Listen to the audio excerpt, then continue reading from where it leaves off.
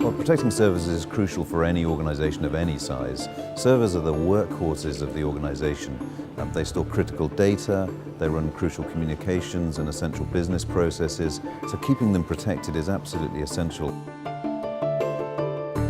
Well, really, customers today face two basic choices when it comes to protecting servers. The first one is to take an antivirus product that's been designed to run on any endpoint and run it on their servers. And the other is to take a more dedicated, complex server security product.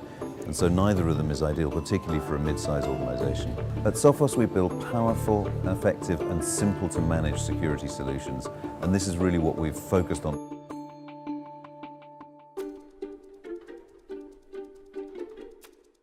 Sophos Server Protection Advanced lets customers protect their servers with a single click. And while that's a very simple process for our customer, as I constantly remind our developers when they're building the software, making something that simple is hard. And we've hidden a lot of complexity under the hood that goes on as soon as that button is clicked. The first thing that starts to happen is that we immediately start taking an inventory of all of the applications on that server. And because it's integrated with our anti-malware, we know that that initial inventory is taken in a known good state.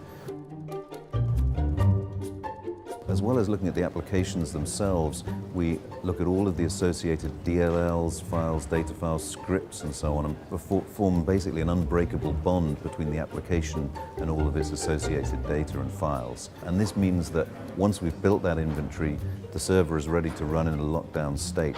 Because we also build in automatically knowledge about updaters of those applications, we know also that the server typically in most scenarios is going to automatically update without any interaction needed from the administrator. Once the server is locked down, any code that's not on the whitelist or on the inventory or that hasn't been updated by a known trusted updater isn't going to get to run. So any new piece of malware, even a zero-day executable, isn't going to get to execute. So it's very comprehensive protection in that sense. Memory-based attacks are very common against servers because servers have active code running, and so it's a great way for an attacker to try and inject their malicious code and take over the server by targeting the code that's running. And there's a couple of ways in which we protect against memory attacks.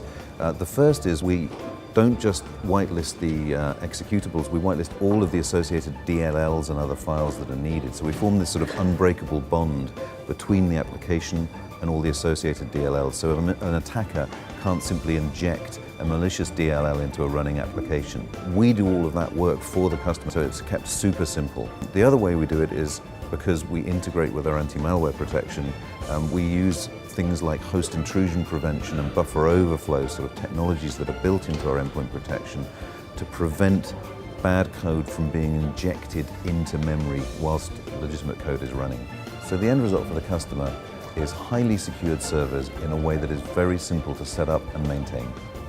So if you'd like to find out more, maybe even take a tour or an evaluation of the product, please visit sophos.com/servers.